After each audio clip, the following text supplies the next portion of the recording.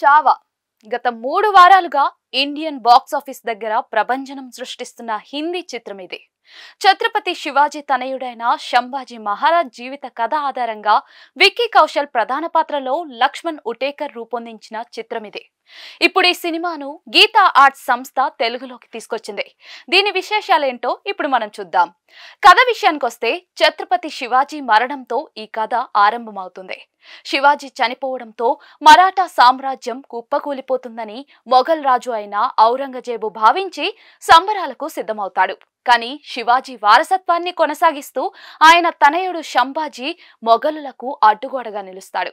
మొఘల్ సామ్రాజ్యం మీద తన సైన్యంతో దాడి కూడా చేస్తాడు. అయితే శంభాజీని ఎలాగైనా పడగొట్టాలని పంతం పట్టిన ఔరంగజేబు అది అంత తేలిక కాదని అర్థం చేసుకుంటాడు. దీంతో కుట్రపూరితంగా శంభాజీని పడగొట్టడానికి ఎత్తుగడ వేస్తాడు. మరి ఆ ప్రయత్నంలో అతను విజయవంతం అయ్యాడా? శంభాజీ ఔరంగజేబు చేతికి చిక్కాడా? చివరికి అతడి కథకు ముగింపేంటి అన్నదే ఈ చావా. కథనం విశ్లేషణ విషయానికి వస్తే చావా దేశవ్యాప్తంగా 3 వారాలుగా మార్మోగిపోతున్న పేరు.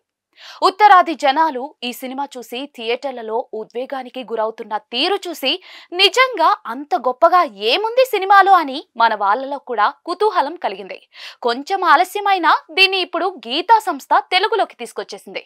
అయితే రాజులు రాజ్యాల కథలు మనకు కొత్తేమీ కాదు. అందులోనూ బాహుబలి ఇచ్చిన హై తర్వాత ఇలాంటి ఓ కథతో మన వాళ్ళను మెప్పించడం సవాల్గా మారింది. వివిధ భాషల నుంచి భారీ ప్రయత్నాలు కొన్ని బెడిసికుట్టాయి కూడా. బాలీవుడ్ నుంచి కూడా బాజీరావు మస్తానీ లాంటి సినిమాలు వచ్చాయి వెళ్ళాయి, కానీ పెద్దగా స్పందన లేకపోయింది. అయితే చావా వాటన్నిటికీ భిన్నం. బాహుబలిలా ఇందులో భారీతనం ఉండదు. ఇదేమీ విజువల్ వండర్ అనిపించదు. సంభ్రమాశ్చర్యాలకు గురిచేసే సన్నివేశాలు కూడా ఉండవు. కానీ భావోద్వేగాలను పతాక స్థాయికి తీసుకెళ్లి ప్రేక్షకులను కదిలించడంలో మాత్రం చావా ఏ గొప్ప సినిమాకు తీసిపోదు.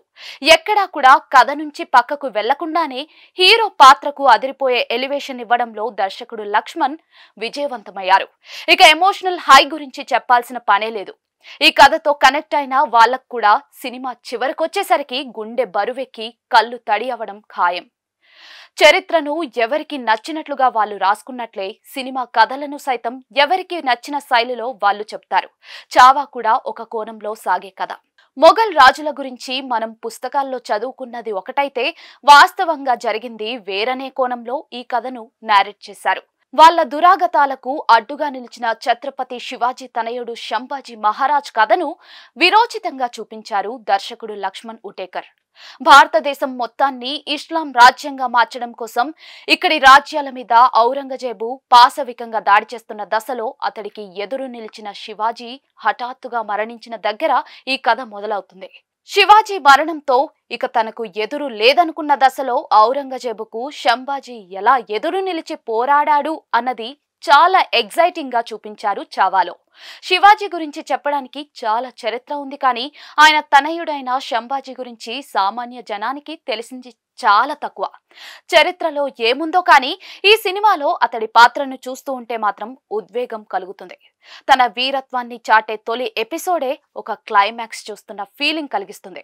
శత్రువుల మీద సింహంలా పడిపోవడమే కాదు, నిజంగా ఓ సింహంతోనే పోరాడే సన్నివేశం హీరో పాత్రకు అదిరిపోయే ఎలివేషన్ ఇస్తుంది. అయితే హీరో ఇంట్రో ఎపిసోడ్ తర్వాత కథనం కొంచెం నెమ్మదిగానే నడుస్తుంది. కోట లోపలి వ్యవహారాలు సన్నివేశాలు కొంచెం మామూలుగానే సాగిపోతాయి. ఔరంగజేబు పాత్ర అప్పుడప్పుడు మెరుపులు మెరిపిస్తూ ఉంటుంది.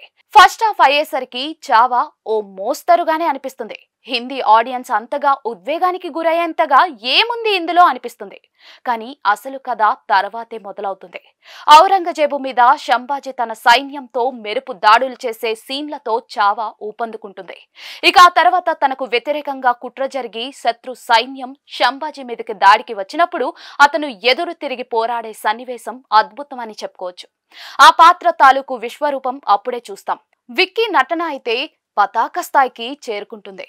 శంభాజీ శత్రువుల చేతికి చిక్కగానే ఇంకేముంది, కథ ముగిసింది కదా అనుకుంటాం. కానీ అక్కడి నుంచి ఓ అరగంట పాటు కథను నడిపించి ప్రేక్షకుల గుండెల్ని మెలిపెట్టేశాడు దర్శకుడు. ఆ సన్నివేశాల గురించి చెప్పడం కాదు, నేరుగా చూడాల్సిందే. చావా ఎందుకు అంతమందిని కదిలించేసిందో చివరి అరగంటలోనే తెలుస్తుంది. సెకండ్ హాఫ్ చావా స్థాయిని అమాంతం పెంచేస్తుంది. ఈ కథను చెప్పడంలో ఎంచుకున్న కోణం కొందరికి అభ్యంతకరంగా అనిపించొచ్చు. ఇందులో చూపించిందంతా నిజమా కాదా అనేది చర్చనీయాంశం. కానీ చెప్పాలనుకున్న కథను మాత్రం చావా బృందం చాలా పగడ్బందీగా చెప్పేసింది. ఇలాంటి ఎమోషనల్ హై అందించే సినిమాలు చాలా అరుదుగా ఉన్నాయి. మొత్తానికైతే నటీనటుల విషయానికొస్తే విక్కీ కౌశల్ తన కెరియర్లోనే కాదు, ఇండియన్ ఫిల్మ్ హిస్టరీలోనే ప్రత్యేకంగా నిలిచిపోయే పర్ఫార్మెన్స్ ఇచ్చారు శంభాజీ పాత్రలో. మరాఠా యోధుల పౌరుషానికి ప్రతీకగా నిలిచే పాత్రలో విక్కీ నటన గురించి ఎంత చెప్పినా కూడా తక్కువే. ఆ పాత్రలో జీవించేశాడు. తన ఆహార్యం, నడక, తన చూపు అన్నీ కూడా ఒక పరాక్రముడైన రాజును చూస్తున్న ఫీలింగ్ కలిగిస్తుంది. చివరి గంటలో విక్కీ నటన వేరే స్థాయిలో ఉంటుంది. తనపై శత్రువులు దాడి చేసినప్పటి నుంచి చివరి వరకు కూడా విక్కీ నటనకు అలా కళ్ళప్పగించి చూస్తూ ఉంటాం. విక్కీకి జోడీగా మహారాణి పాత్రలో నటించిన రష్మిక మందన కొత్తగా కనిపిస్తారు. ఇప్పటిదాకా ఆమె చేయని తరహా పాత్ర ఇది. తన పాత్ర నిడివి పరిధి తక్కువే అయినా కనిపించిన ప్రతి సన్నివేశంలోనూ కళ్ళతో చక్కటి హావభావాలు పలికించి రష్మిక మెప్పించింది. ఇక ఔరంగజేబు పాత్రలో అక్షయ్ ఖన్నా నటన అద్భుతమని చెప్పుకోవచ్చు. ఎక్కువ మాట్లాడకుండా హావభావాలతోనే క్రూరత్వాన్ని పలికించడంలో అక్షయ్ తన నైపుణ్యాన్ని చాటారు. సహాయ పాత్రల్లో అశుతోష్ రాణా, ప్రదీప్ రావత్, నీల్ భూపాలం, మిగతా ఆర్టిస్టులందరూ కూడా బాగా చేశారు.